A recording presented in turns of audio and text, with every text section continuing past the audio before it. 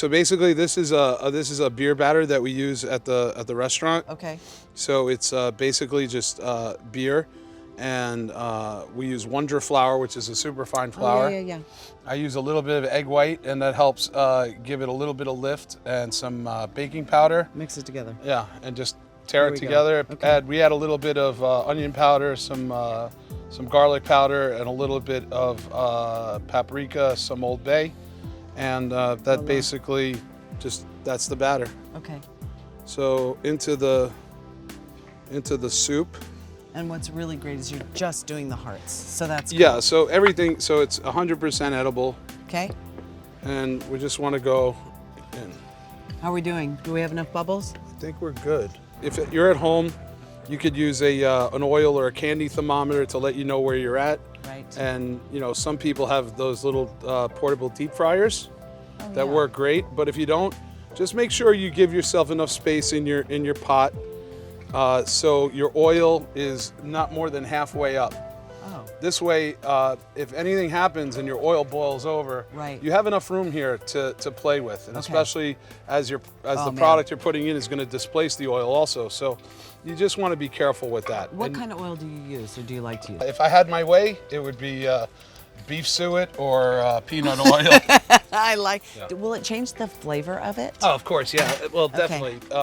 With this is a blend of canola and olive oil. Okay. So what you have here is You want the flavor. you have a little bit of flavor. We're not frying at a very high temperature, but we're not going to have the recovery, and we're not going to have the longevity with this oil that we would with something. What does the recovery mean? Well, when the product goes into the oil, it drops the temperature. So if you have oil with a higher smoking point that doesn't burn and get bitter tasting, you could kind of keep it at a higher temperature, especially for frying something like this, which is already cooked. Right. You're just basically battering it, putting it in the oil. And it'll stay at that consistency because its flash point is so high. Exactly. Okay. So that's basically what happens there. So we have a few in.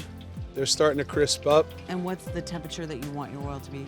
I mean, I would do this at definitely 350 is great. 375 works well too. And that really depends. Again, if we're cooking with something that's already cooked and processed, and we're just battering and heating it, or is it a piece of raw chicken that we're frying? Yeah, it's so different. then we're dropping our temperature for a longer cook time, and here we could actually raise our temperature for a shorter cook time. Okay. That's just a matter of preference, but you'll see it's starting to harden now, and then it'll start browning up. These are delicious because the batter is already seasoned.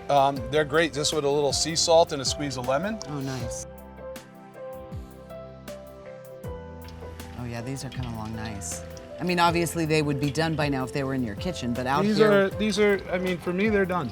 Are they done? They don't have to be very brown, as long as they're nice and crispy. There you go. I don't want to miss one. Well, you get those little crispy bits, they're good. I kind of like those too. That's what I was thinking, but I hope you wouldn't notice, like, No. she's going for all of have them. to. Have to. Don't leave any of it. Voila. Yeah, beautiful. Okay. So here we go. What about the bits? There we go. There, we'll just...